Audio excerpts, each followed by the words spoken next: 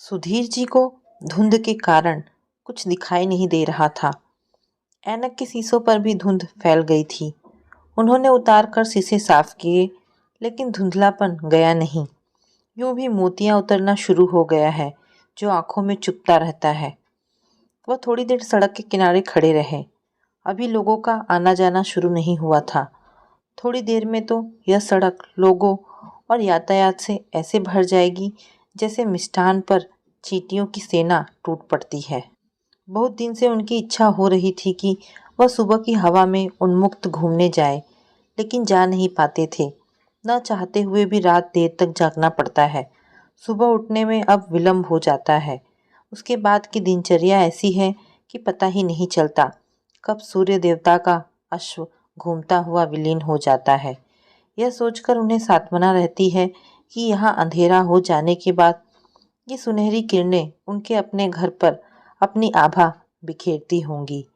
सर्दी के दिनों में घर की मुंडेर पर उतरती धूप उन्हें घर और विभा की याद दिला गई। छोटे से कस्बे में उनका 3 कमरों का वह घर, जिसे उन्होंने घर के खर्चे और बच्चों को अच्छी शिक्षा दिलाने के बाद थोड़ी थोड़ी बचत करके 3-4 किस्तों में पूरा करवाया था। जब भी काम शुरू करवाते पैसा आड़े आ जाता। एक बार नींव बनवाई, दूसरी बार ढांचा तैयार हुआ, पलस्तर फर्श तो तीसरी बार में जैसे तैसे बन गया। लेकिन लकड़ी का काम वह यहाँ आने से पहले तक करवा रहे थे। उनकी इच्छा थी कि सेवानिवृत्ति से पहले यह काम हो जाना चाहिए, फिर वह उसमें आराम से रह सकेंगे। मकान तो बन गया था, पर पता नहीं सेवा निवृत्त होते ही उन्हें यह धुन सवार हो गई कि वह अपने बेटे के पास जाएंगे। इसके पीछे भी एक कारण था। उनके पिताजी गांव में रहते थे, वहीं प्रारंभिक शिक्षा हुई। बाकी की शिक्षा उन्होंने गांव में पूरी की और फिर वहीं एक विद्यालय में शिक्षक हो गए। पढ़ाना जो शुरू हुआ तो फिर जीवन की गाड़ी 58 पर ही आकर रुकी। बीच के स्टेशन कब चले गए उन्हें पता ही नहीं चला। घर गृहस्थी का काम विभा के कंधों पर था। वह तो बस वेतन लाकर उसे दे देने का दायित्व पूरा भर कर देते थे। शेष काम तो स्वयं विभा देखती। बच्चे पढ़ने में होशियार थे, उनकी चिंता उन्हें नहीं थी। पढ़ाई के साथ साथ उनका आचरण ही ऐसा था कि कभी उन्हें किसी कठिनाई का सामना नहीं करना पड़ा। स्कूल की पढ़ाई समाप्त कर वह कॉलेज में चले गए। घर का खर्चा चाहे उन्हें कम करना पड़ा, लेकिन बच्चों की पढ़ाई में उन्होंने कोई कमी नहीं छोड़ी। लड़कियां विवेक से छोटी थी, पर उन्होंने पहले उनकी शादियां कर दी। विवेक अच्छी नौकरी पर लग गया। 3 बरस बाद उसका विवाह भी कर दिया था। उस दिन के बाद वह अपने सारे उत्तरदायित्वों से मुक्त हो गए। आभा, रीमा अपने घर में सुखी थी। विवेक को ऑफिस की ओर से विदेश जाने का अवसर मिल गया था। 2 वर्ष से वह अपने घर नहीं आया था। पत्र वह लिखता रहता था। हर 15 दिन के बाद वह उसके पत्र की प्रतीक्षा करने लगते थे। विभा कहती, अभी पिछले महीने ही तो उसका पत्र आया है। उसके पास इतना समय कहाँ होता होगा जो आपको पत्र लिखता रहे। किंतु उन्हें विश्वास रहता था कि पत्र अवश्य आएगा। विवेक भी उनके इस विश्वास को बनाए रखता था। समय पर उसके पत्र आते थे, वह गदगद हो उठते। अपनी खुशी वह अपने मित्रों में बांटते। देखो, मेरे विवेक का पत्र आया है। बड़ा होनहार बेटा है। विदेश में जाकर भी अपना कर्तव्य पूरी तरह से निभाता है। उनकी सेवानिवृत्ति में 6 मास शेष रह गए थे। स्कूल में बैठे एक दिन उन्होंने विवेक के पास जाने का विचार कर लिया। उसके पास हर सुख सुविधा है, कोई कमी नहीं। इस तरह वह उसके पास ही रह सकेंगे। लेकिन इससे भी प्रबल कारण और था। 58 की आयु होने पर भी वह अपने इस कस्बेनुमा नगर से बाहर नहीं गए थे। प्राइवेट स्कूल की नौकरी, उस पर घर गृहस्थी, बच्चों का दायित्व निभाते हुए उन्हें कभी यह विचार ही नहीं आया, या यूँ भी कहिए कि समय ही नहीं मिला कि वह कहीं घूम आते। अभी तक उन्होंने 4 स्थान ही देखे थे, अपना गांव, रामपुर, सीतापुर और कुछ घंटों के लिए दिल्ली, जब वह विवेक को छोड़ने आए थे। स्कूल में वह सामाजिक विज्ञान पढ़ाते थे। पहले स्कूल 8वीं कक्षा तक का था। तब कभी कभार एकाध विषय और भी पढ़ा दिया करते थे। लेकिन जब से हाई स्कूल हुआ वह सामाजिक विज्ञान के अध्यापक हो गए। आर्यों के आगमन से देश की स्वतंत्रता संग्राम तक का इतिहास पढ़ाते पढ़ाते वह कब स्वयं भी एक इतिहास बन गए पता ही नहीं चला। इतिहास पढ़ाते हुए वह राजाओं की राजधानियों और कई नगरों के नाम लेते। उनके ऐश्वर्य समृद्धि का वर्णन करते करते वह कई बार खो जाते। उन्होंने अपने इस छोटे से शहर को छोड़कर और कुछ अच्छी तरह देखा नहीं था। उनके मन में उन्हें देखने की लालसा जाग उठती। उस समय तो वो विह्वल हो उठते जब वो भूगोल पढ़ाते।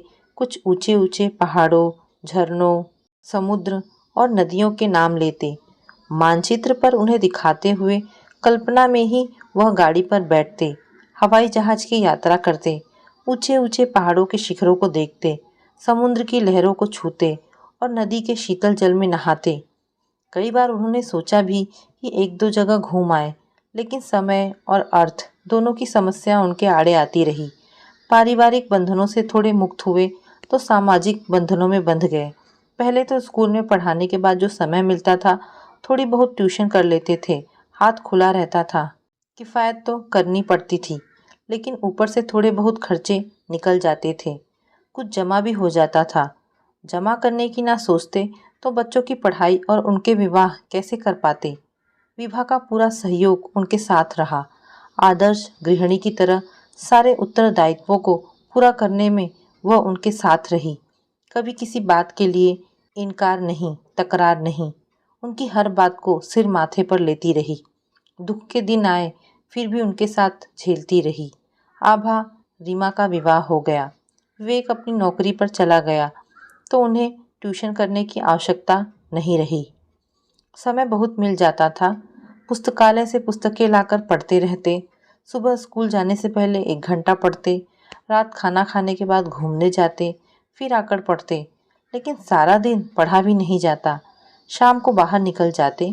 उनके कई हम उम्र रिटायर हो चुके थे, कई होने वाले थे। बस उन सब की एक टोली बन गई। किसी न किसी के घर में इकट्ठा हो जाते। स्कूल ऑफिस की बातें शुरू होती, राजनीति पर आ जाती। देश की समस्याओं का वर्णन करते करते अपने शहर की समस्याओं पर आ जाते। लोगों की कठिनाइयों की चर्चा करते करते धीरे धीरे ये समस्याएं केवल चर्चा का विषय ही नहीं रह गई, अपितु उनका समाधान भी निकाला जाने लगा। ऐसा करते करते वह कब प्रधान बन बैठे पता ही नहीं चला। फिर तो किसी का नगर पालिका में काम हो, बिजली के दफ्तर में, किसी स्कूल में या अस्पताल में, हर जगह वह लोगों की सहायता करने लगे। कोई भी काम हो वह साथ जाते, अफसरों से मिलते और उनका काम हो जाता। अब वह शहर के एक महत्वपूर्ण व्यक्ति बन गए थे। उनका अपना एक अलग व्यक्तित्व, अलग पहचान थी, अस्तित्व था। लोगों में सम्मान की दृष्टि से देखे जाते थे। दूसरों का सम्मान करना एक शिष्टाचरण है और दूसरों से सम्मान पाना एक नशा है। यह नशा उन्हें भी हो गया था। बस दिन रात समाज सेवा में जुटे रहते। पढ़ना थोड़ा कम हो गया था, लेकिन घूमना, ऐतिहासिक स्थान देखना, पहाड़ों की ठंडी हवा और नदियाँ, समुद्र उनके लिए अब भी स्वप्न थे। जब भी खाली होते वह कल्पना में खो जाते। उनका जी चाहता वह फिर से बच्चे बन जाए और अपने पिता की उंगली पकड़कर उनके साथ चलें, उन्हें यह सब दिखाने के लिए जिद करें। विभा ने उन्हें कई बार सलाह दी थी कि छुट्टियां होने पर वह कहीं घूमने जाए, लेकिन कभी लोगों के काम होने के कारण नहीं जा पाए और कभी अकेले जाने में ही जी घबराने को हो जाता। इस आयु में वह कहाँ कहाँ भटकते फिरेंगे, कभी कहीं गए ही नहीं। रहना, खाना, पीना सब कैसे हो पाएगा। बस यही सब सोच मन महसूस कर रह जाते। फिर उन्होंने इस बारे में सोचना ही छोड़ दिया था। अपनी दिनचर्या से ही संतुष्ट हो जाते। अब अपने कर्म क्षेत्र में उन्होंने विभा को भी साथ ले लिया था। सारा दिन अकेली बैठी उबने लगती थी। सब कुछ ठीक तरह से चल रहा था, फिर पता नहीं उन्हें क्या हुआ। अंतर में दबी भावनाओं में फिर उबाल आने लगा। उन्हें अकेले जाने में डर लगता था, लेकिन इस बार उन्होंने कुछ और ही सोच लिया था। विवेक के पत्र के उत्तर में उन्होंने अपनी इच्छा प्रकट की कि वह उसके पास आना चाहते हैं, लेकिन जब विभा को मालूम हुआ तो वह साथ जाने के लिए सहमत नहीं हुई। सदा साथ निभाने वाली विभा ने जो एक बार इनकार किया तो उसे मनाने में वह असमर्थ ही सिद्ध हुए। विवेक ने आदर्श पुत्र का कर्तव्य निभाकर उन्हें आने के लिए क्या क्या करना है पत्र में लिख दिया, टिकट का प्रबंध कर दिया। इधर वह सेवानिवृत्त हुए और उधर उनके जाने की सारी औपचारिकताएं पूरी हो गई। परिचितों को उनके जाने की सूचना मिल गई थी। सभी मिलने आते रहे। उनके यहाँ आने के बारे में सबकी अपनी अपनी राय थी। किसी ने जाने की प्रशंसा की तो किसी ने कह दिया, अपने घर जैसी कहीं बात नहीं सुधीर जी, अब तो रिटायर हो गए हैं, यही मौज मस्ती करते। लेकिन उनका कार्यक्रम तो बन चुका था, पीछे हटने वाली कोई बात नहीं थी। वैसे भी सबकी प्रतिक्रिया जानने लग जाएं, उनके बारे में सोचें तो कोई काम ही ना हो। अंततः आभा, रीमा के परिवार के अतिरिक्त उनके दो साथी भी उन्हें दिल्ली तक छोड़ने आए थे। जीवन में पहली बार वह अपनी आशाओं इच्छाओं की पोटली बांधे हवाई जहाज में सवार हुए। पूरी यात्रा में वह बच्चों की तरह चहकते रहे। वह सब कुछ अपने अंदर समेट लेना चाहते थे। व्योम में उड़ते तैरते बादलों को पास से देखते रहे थे, लेकिन नदियाँ पहाड़ उनकी पहुँच से अभी भी दूर थे। 24 घंटे की यात्रा के पश्चात वह न्यूयॉर्क पहुँचे। विवेक उन्हें लेने पहुँचा हुआ था। कार में बैठे उन्होंने चारों ओर दृष्टि दौड़ाई।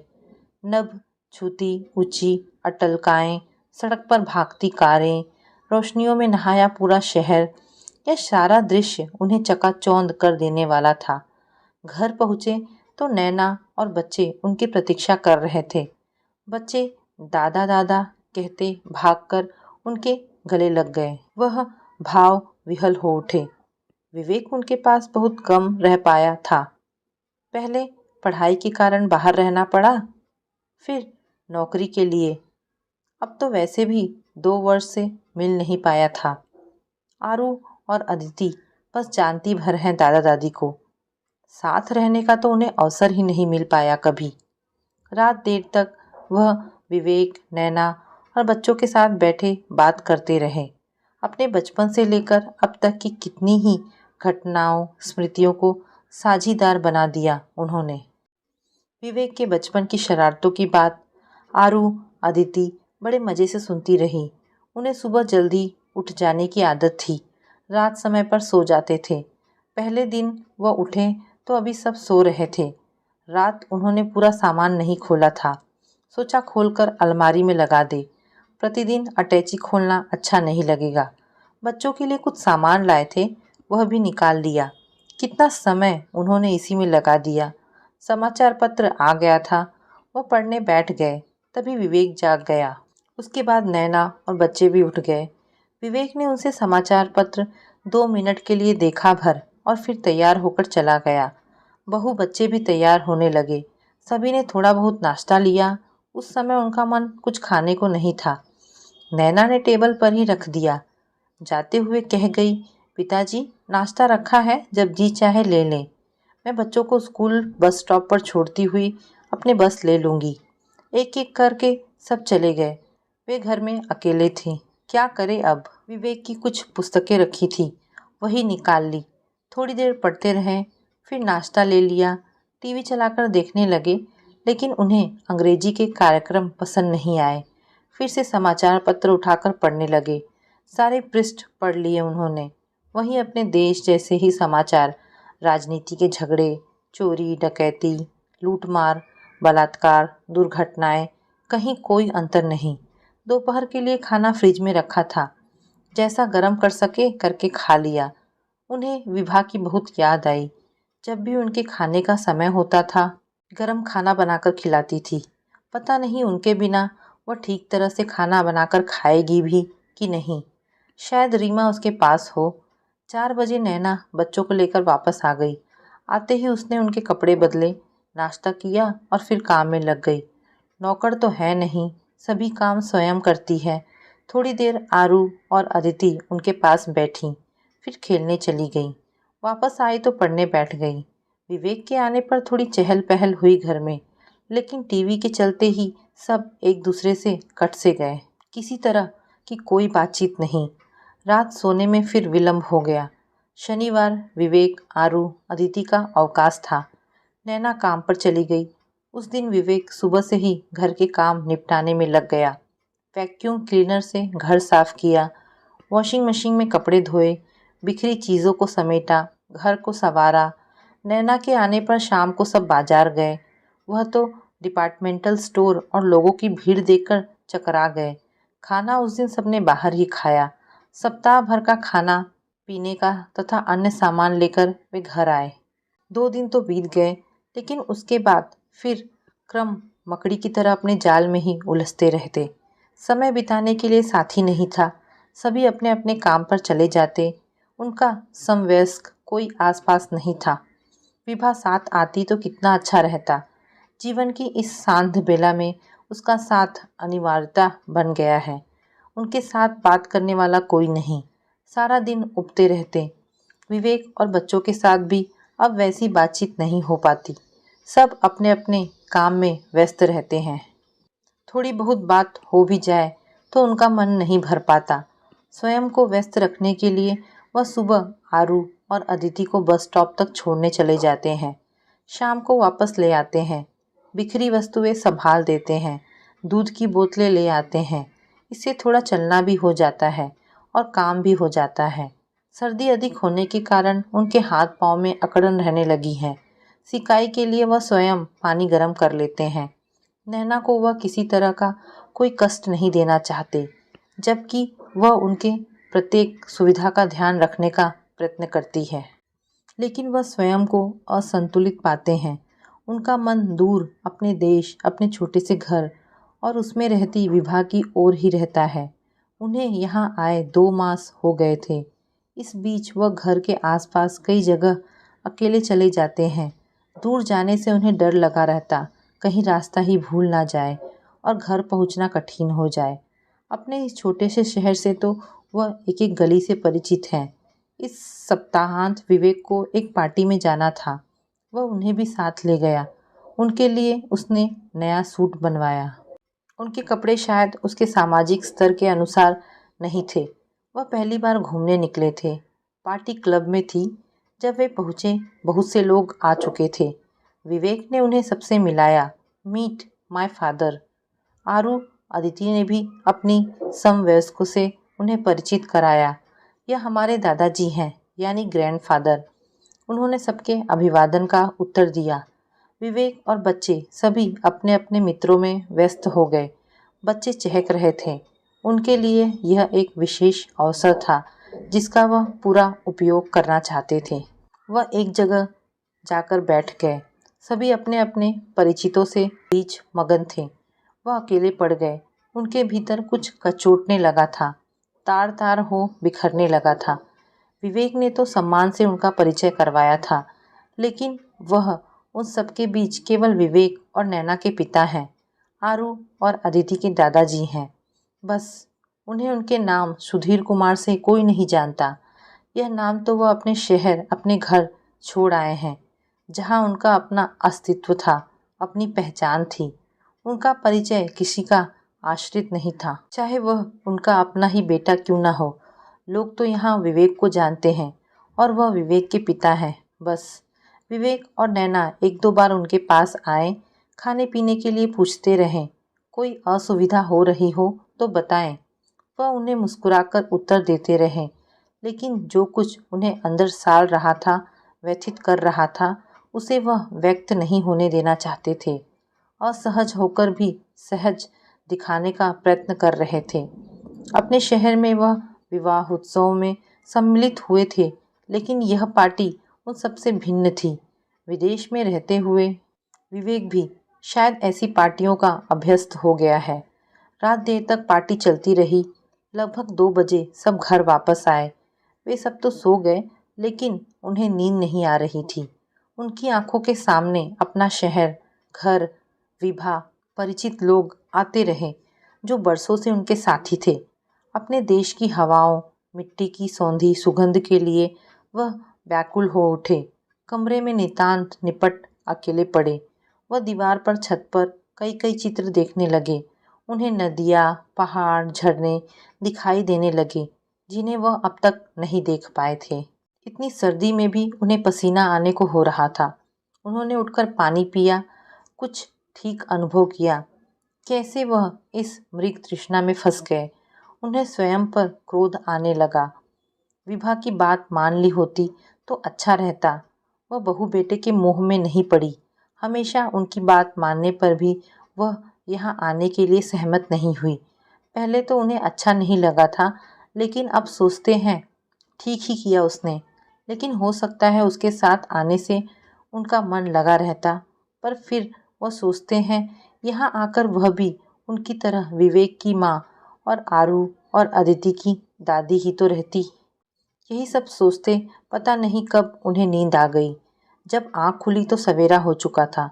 सभी अपने अपने कमरों में सो रहे थे। अवकाश होने के कारण किसी को भी काम पर नहीं जाना। सब देर से उठेंगे, फिर काम में जुट जाएंगे। शाम घर का सामान खरीदने चले जाएंगे। जबकि उनका मन करता है सब उनसे बातें करें, उनके साथ दूर दूर तक घूमने जाए। वह उनके साथ तो नहीं जा पाए, अकेले ही घूमने निकल आए। बाहर धुंध छा रही थी। वह एक बार बाहर निकल आए थे, इसलिए आगे बढ़ते गए। उन्हें पता ही नहीं चला कि वह कितनी दूर और किस रास्ते पर चले आए हैं। सड़क के किनारे खड़े होकर वह सोचते रहे। अपने जीवन का कितना लेखा जोखा कर लिया था। यह तो तब पता चला जब लोगों का आना जाना शुरू हो गया था। वह सड़क के किनारे सावधानी से चलते जा रहे थे। उनके मन ने इस बीच एक निर्णय ले लिया था। वह आज ही विवेक से वापस जाने के लिए कहेंगे। वहां जाकर वह विभा को साथ लेकर और नहीं तो हरिद्वार चले जाएंगे। गंगा के शीतल जल में स्नान के विचार से ही उनके शरीर में सिहरन सी होने लगी। घर की ओर बढ़ते कदम और तेज हो गए, पर सिहरन रुकी नहीं। उनका पूरा शरीर कांपने लगा। वे अपने आप को संभाल नहीं पाए और सड़क के किनारे गिर पड़े। उन्हें अपनी सांस रुकती सी लगी। आंखों के आगे अंधेरा छा गया, जो धीरे धीरे गहरा होता जा रहा था। अधिक ठंड लगने के कारण सुधीर जी की जीवन लीला समाप्त हो चुकी थी और उनकी नदियाँ, पहाड़, झरने देखने की अभिलाषा अधूरी ही रह गई। तो दोस्तों, ये कहानी यहाँ पर समाप्त होती है। आपको ये कहानी सुनकर कैसा लगा, मुझे कमेंट करके अवश्य बताएं। आशा करती हूँ आपको कहानी पसंद आई हो। धन्यवाद दोस्तों।